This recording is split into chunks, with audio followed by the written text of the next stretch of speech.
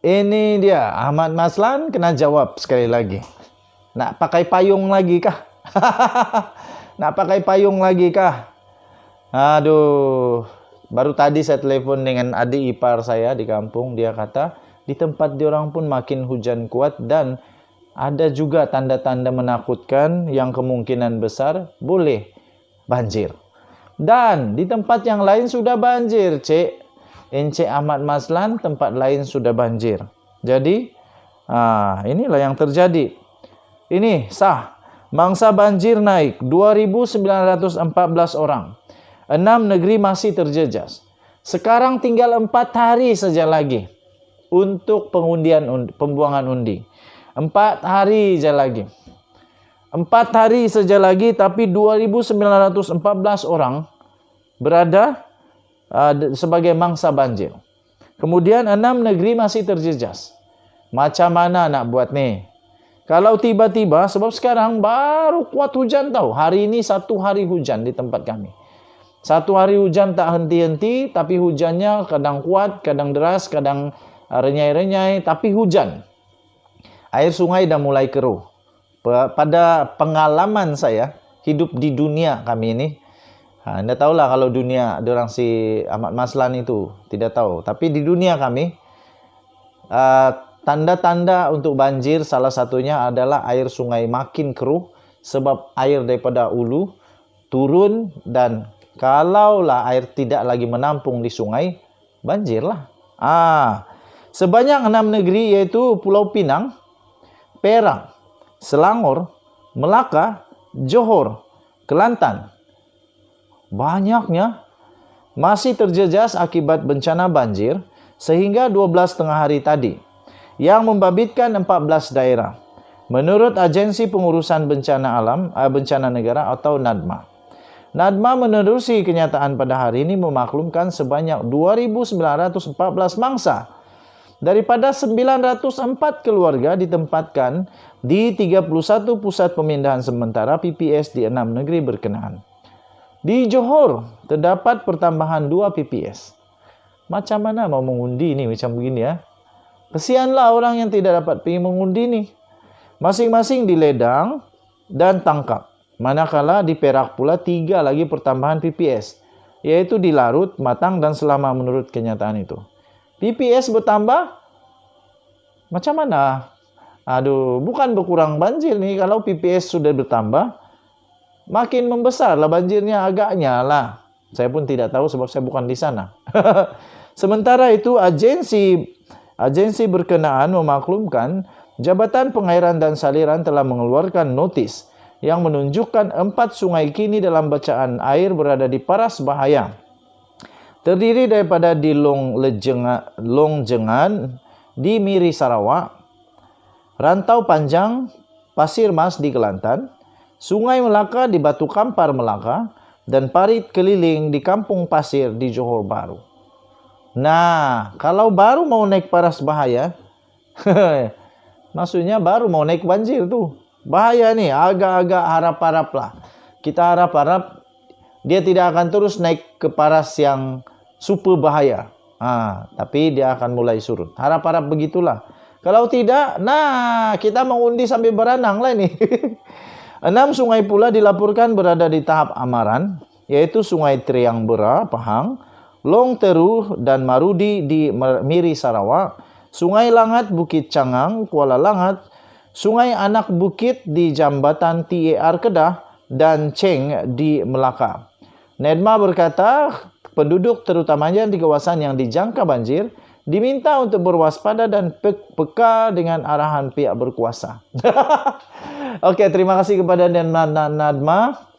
Jadi kalau sudah dijangka banjir itu, macam mana lah dorang mau mengundi? Saya mau tanya saja, macam mana mau pergi mengundi ya?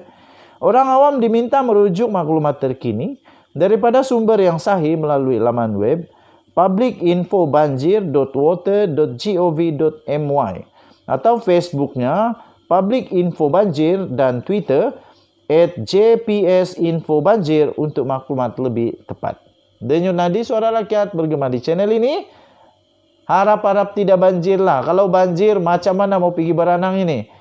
Terus terang, tempat pembuangan undi kami itu, kalau banjir, bukan setakat 6 kaki, mungkin dapat sampai 9, 8, 9 kaki dalam dia. Dalam betul, macam laut. Bukan pergi mengundi, mau pergi menyelamat orang nantilah waktu itu. Jadi hati-hati semasa banjir, jangan main-main dengan banjir, bahaya tahu. Banyak buaya dan boleh lemas. Betul, tempat kami banyak buaya. Denyut nadi suara rakyat. Bergema di channel ini, kita jumpa lagi. Selamat malam Malaysia. Bye-bye. Wow. Ini memang mengejutkan. Ismail Sabri kejutkan seluruh UMNO.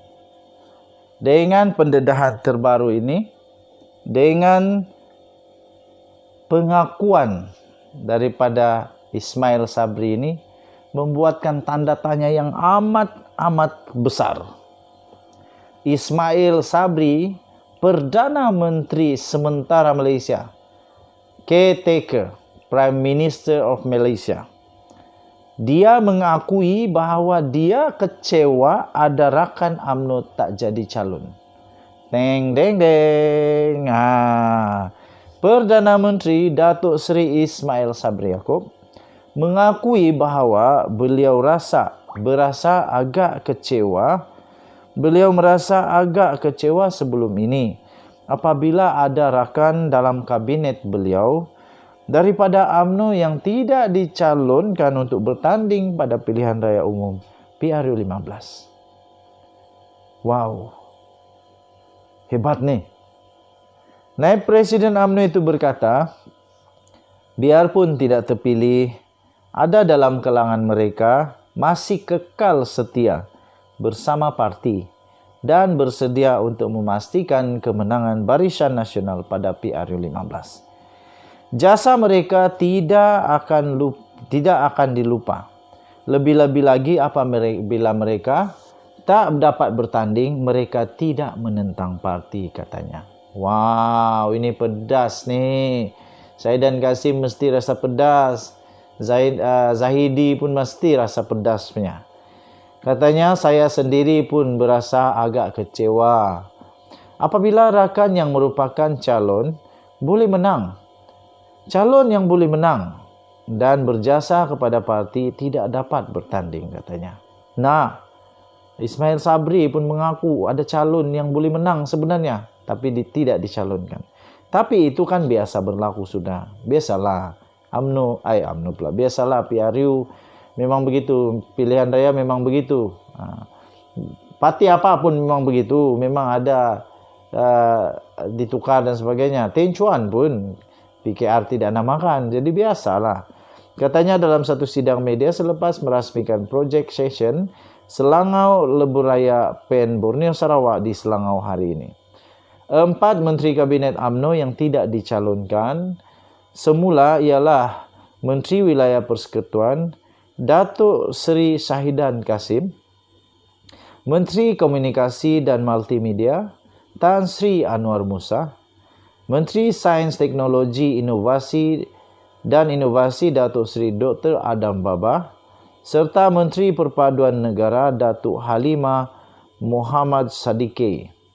Shahidan mengambil keputusan bertanding sebagai calon Perikatan Nasional PAS untuk mempertahan kerusi Parlimen Arau yang dimenanginya pada PRU 14.